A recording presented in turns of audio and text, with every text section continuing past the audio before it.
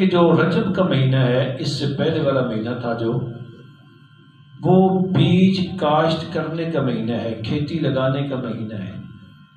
ذرا کوئی آدمی بر وقت اگر کھیتی کاشت کرتا ہے، بیج زمین میں ڈالتا ہے تو اس کی کھیتی اگتی ہے۔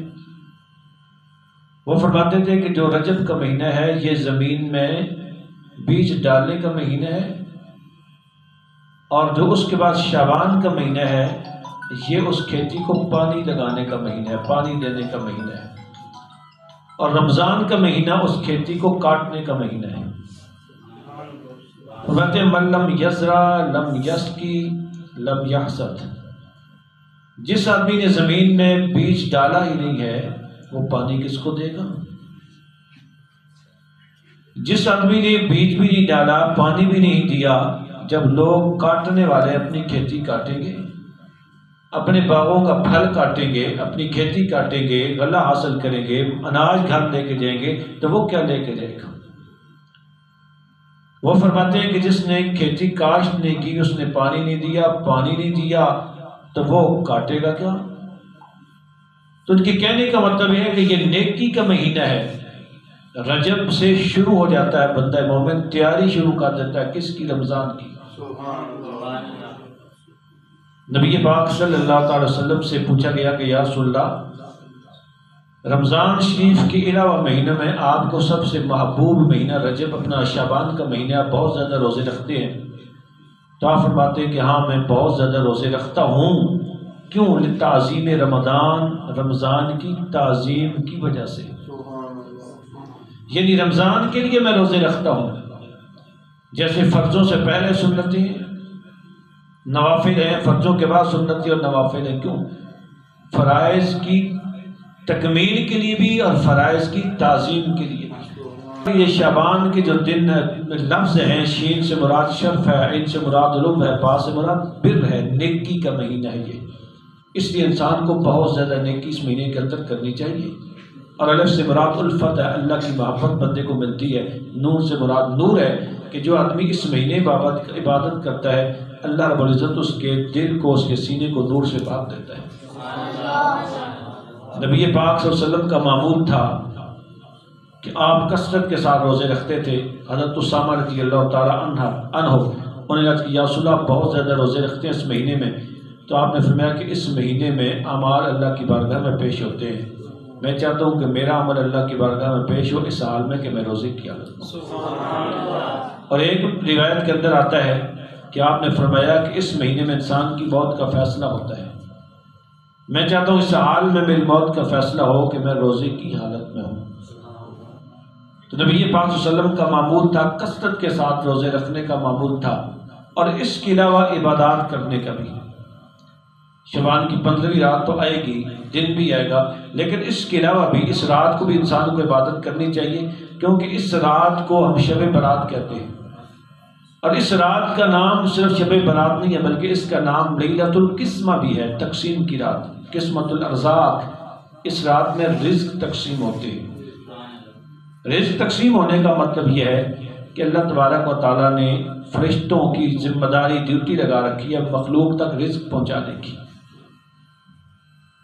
تو وہ فرشتوں کو ایک سال کا رزق اور فیصلے دے دیے جاتے ہیں، اور فیصلے اس رات میں فرشتوں کے حوالے کیے جاتے ہیں، اور وہ پورا سال پھر ان کو عملی جامہ پہناتے رہتے ہیں۔ اس لیے اس رات کو رزق کی رات بھی کہتے ہیں، رزق تقسیم کرنے کی رات بھی کہتے ہیں، جس کا مطلب ہے اگر کوئی بندہ کام پہ لگا ہوگا، عبادت پہ لگا ہوگا، نیکی پہ لگا ہوگا، اللہ تعالیٰ اس کے رزق میں برکت عطا فرمائے گا۔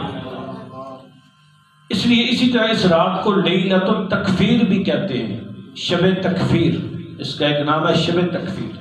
اور تکفیر کا معنی کیا ہوتا ہے؟ کفر یکفر، اور تکفیر کا ہوتا ہے گناہوں کو مٹا دینا۔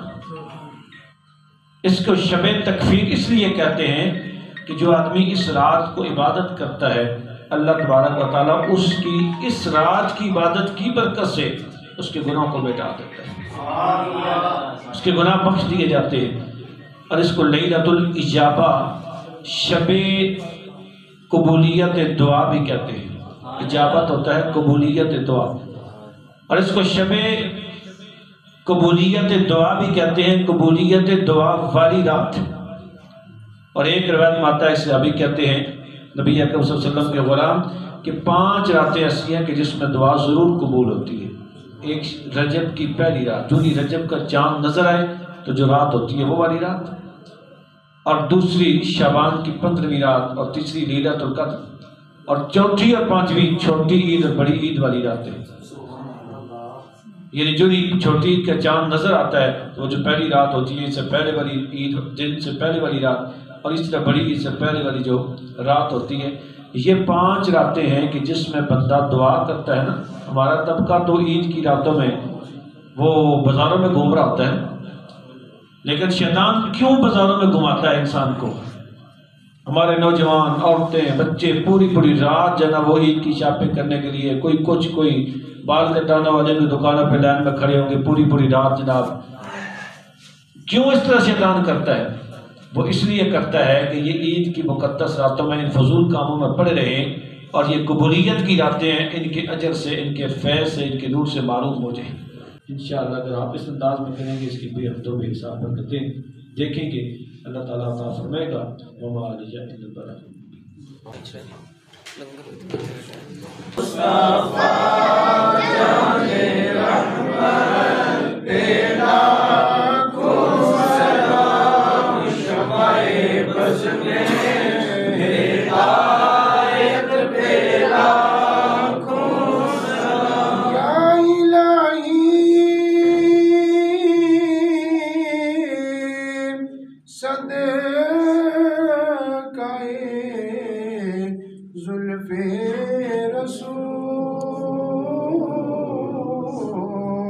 اور یہ سلام